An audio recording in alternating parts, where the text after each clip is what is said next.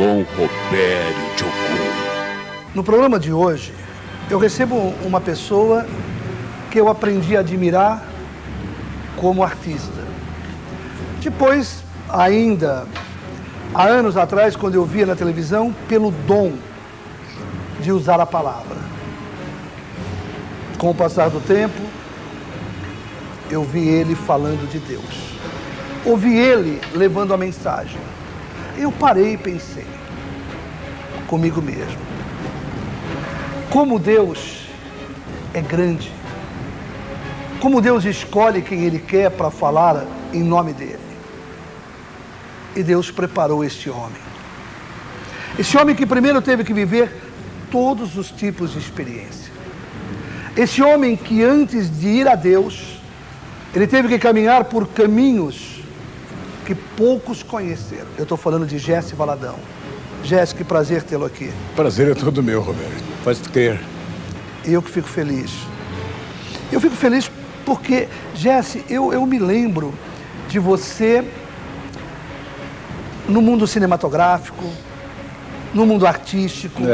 Era o galã, era o homem bonito, era o homem que dirigia, era o homem que interpretava, era o homem, enfim, que tinha um público.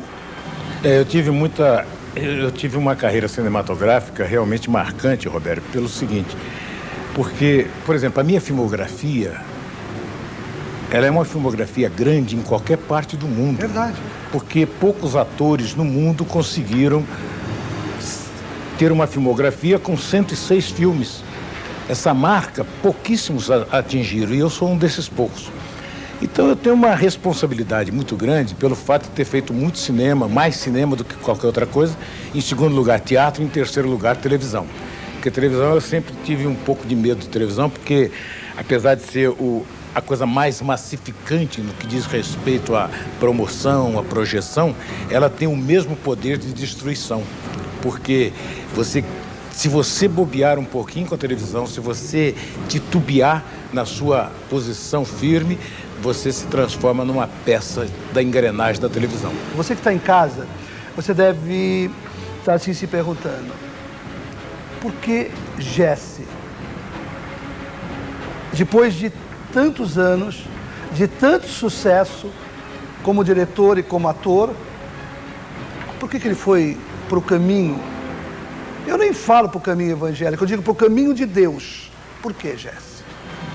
Por uma razão muito simples, não pela minha vontade, evidentemente, né? Porque veja você que eu tive uma vida até os 65 anos de idade e hoje eu estou com 75. Então, há 10 anos aconteceu isso na minha vida. Há 10 anos atrás aconteceu a reviravolta da minha vida. Mas até os 65... Eu posso te cortar um minutinho? Jesse disse uma coisa importante para você que está em casa. Não por vontade dele, mas por escolha de Deus. E nada está sob o nosso controle. Seja você o maior cientista do mundo, seja você o maior ator do mundo, o mais milionário de todos os milionários, seja você quem for, você é pó diante de Deus. Porque a sabedoria de Deus, a bondade de Deus, o poder de Deus transcendem a qualquer compreensão humana, a qualquer inteligência do ser humano. Quem foi Jesse Valadão? Você era pretensioso antes? Eu era pretensioso só não, eu era tudo de ruim, eu era ateu por convicção intelectual, eu era materialista até a medula, eu era machista por conveniência e tinha uma certeza absoluta de que eu estava certo. Jesse Valadão, um machão. Então não era apenas um título, ele era mesmo. Eu era mesmo, porque a vida me propiciava isso. A vida me dava tudo, Roberto. Eu nunca fiquei doente, nunca tive no hospital, eu nunca precisei de nada, eu nunca fui abandonado, nunca tive falta de dinheiro, eu sempre tive projeção, eu sempre tive sucesso. Verdade. Uma filmografia Fazia sucesso grande. Financeiramente, com as mulheres, com tudo. Eu tinha uma vida regada a champanhe francês e uísque escocês e cercado de mulheres bonitas. Sem doença, sem nada, sem médico, nunca fui a um médico. Então eu tinha tudo, a vida me dava tudo. Então eu me achava, meu Deus, eu não admitia, em hipótese alguma, a existência de algum Deus na minha vida. Com 65 anos de idade, eu estava no auge da minha carreira, no dia 7 de junho de 1995, fazendo 2 filmes ao mesmo tempo, o Tieta do Agrestes e a refilmagem do Cangaceiro. Estava com uma carta da TV Globo em cima da minha mesa, me convidando para ir ao Rio renovar meu contrato com um aumento de salário. Estava com tudo em cima, Tudo uma pronto. conta bancária lá em cima, 3 carros do ano, 2 motoristas, um de noite e um de dia para me servir na hora que eu quisesse. Quer dizer, a vida estava me dando tudo, me dava tudo, nunca me tirou nada a vida sempre me deu tudo. Uma chama, nasce um novo homem. No dia 7 de junho de 1995, no meu escritório aqui no centro de São Paulo, na Rua do Seminário, simplesmente Jesus chegou e me pegou pela orelha e falou: agora chega, imbecil. Agora você vai sair desse lamaçal, dessa podridão, dessa prostituição, porque a partir de agora eu quero você aqui ao meu lado, em rocha firme, pregando a minha palavra, levando a minha palavra ao mundo inteiro, dizendo ao mundo o que você era, o que você vai ser a partir de agora. Quem foi Vera Gimenez? Eu estava no meu escritório e a Vera Gimenez, mãe da Luciana Gimenez, que você conhece muito bem, que nós conhecemos, essa menina maravilhosa da televisão, a Vera Gimenez foi minha mulher durante 13 anos. E a Luciana, quando eu conheci a Vera, a Luciana tinha 9 meses de idade. Bom, temos um filho que hoje está com 20 e poucos anos de idade, está fazendo sucesso já na TV Globo, graças a Deus. E a Vera Gimenez era a única pessoa com quem eu me atritava. Eu me atritava muito porque é uma mulher muito guerreira, uma personalidade Geniosa. muito forte, um gênio quase que um gênio indomável. E eu sempre fui esse cara também contestador. Houve a separação e eu passei a não suportar a Vera Gimenez. Eu não aguentava nem ouvir a voz dela e vim para São Paulo.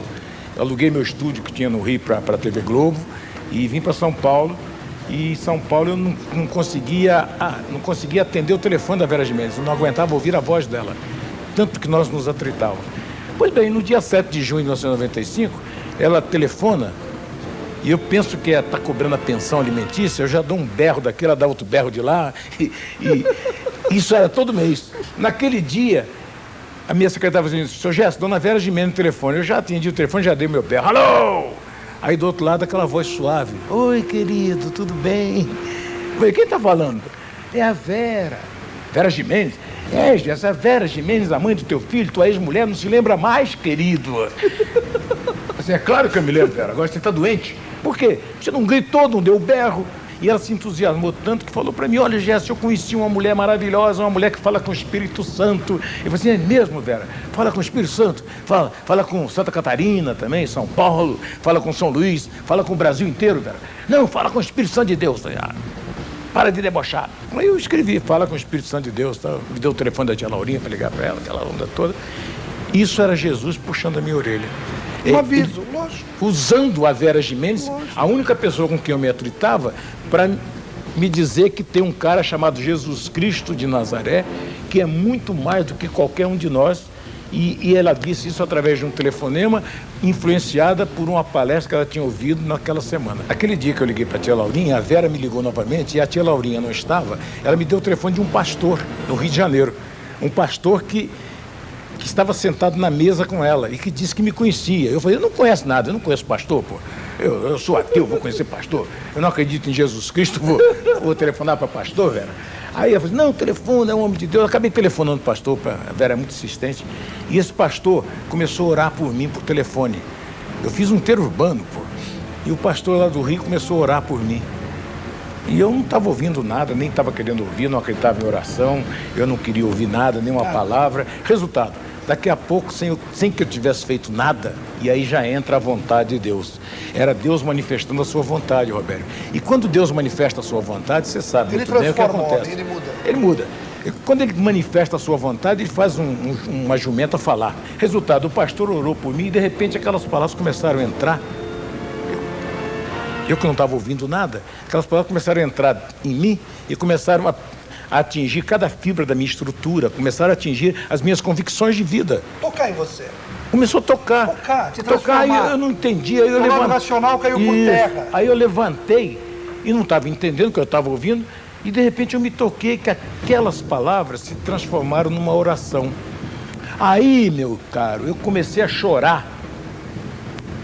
Comecei a chorar. Quem é esse faladão? Aí, de repente, começo a chorar e não entendi mais nada. Porque na minha cabeça, homem não chorava. Eu era machão, eu era macho até a raiz dos cabelos. lembro bem disso. E macho que é macho não chora. É o que eu pensava. Não chora uma ova, meu irmão. Não há macho no mundo que não se derreta quando Jesus resolve impactá-lo para valer.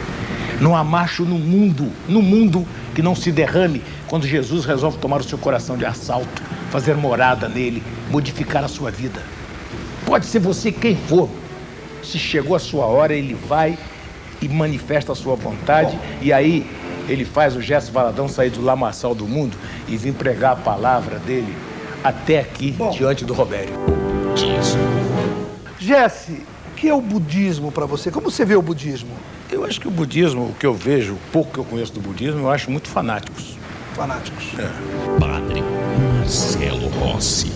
Como você vê Padre Marcelo Rossi? Eu acho o Padre Marcelo Rossi um homem de Deus, um homem absolutamente válido dentro do contexto atual. É um homem que fala de Deus, é um homem que leva a palavra de Deus a multidões. Então é válido, absolutamente válido, apesar de discordar dele de algumas coisas.